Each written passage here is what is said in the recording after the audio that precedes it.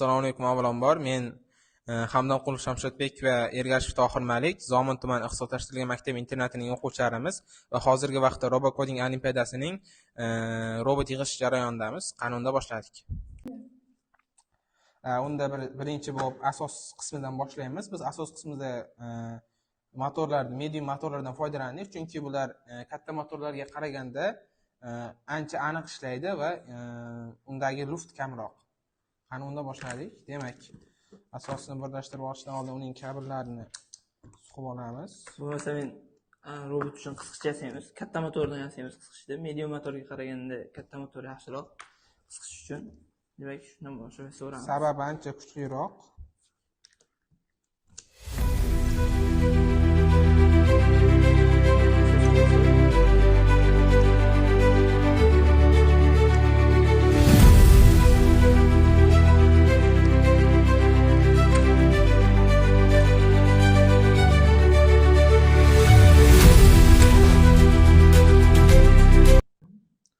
Robotimiz asos qismini yasab oldik va aytib o'tganimdek, bu yerda balonlar uchun support berdik va bu yerga sensorlarni ham birato'la o'rnatib chiqdik. Bu yerdagi ikkita sensor laynda yurish uchun va bu laynni to'xtatish uchun va bu yerdagi sensor ranglarni aniqlash uchun, artefakt ranglarini. O'ylaymanki, asosimiz ancha yaxshi bo'ldi va robotning asosi tayyor bo'ldi. Demak, endi bu bizning o'sha robotimizning qo'li desak ham bo'ladi. Ya'ni elementlar, sariq minorlarni yuqoriga qo'yish uchun xuddi shu motordan foydalanib mexanizmni yasadik. Endi bu asos, ya'ni mexanizmni o'rnatib olamiz. Undan keyin biz qisqich yasash bosqichiga o'tamiz.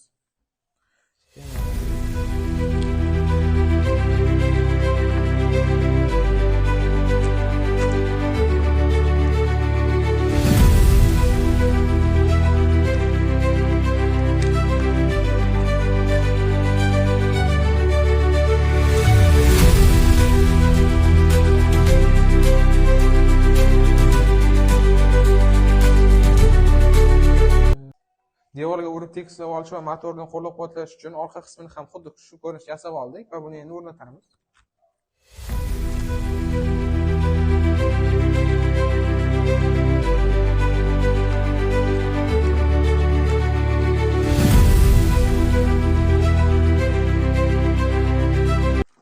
Robotimiz deyarli tayyor, uning faqatgina qisqichi qoldi. Endi bu bosqichga o'tamiz, qisqich yasash bosqichiga.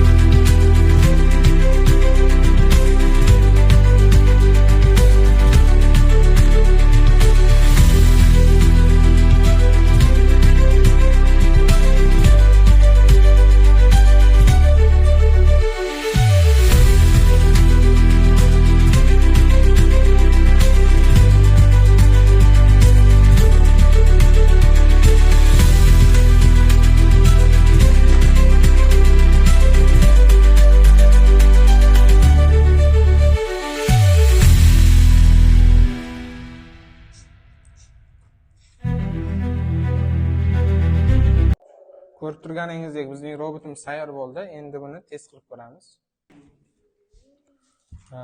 Robotimizning mexanik qismi tayyor bo'ldi. Endi uning software, ya'ni kodlash qismiga o'tamiz.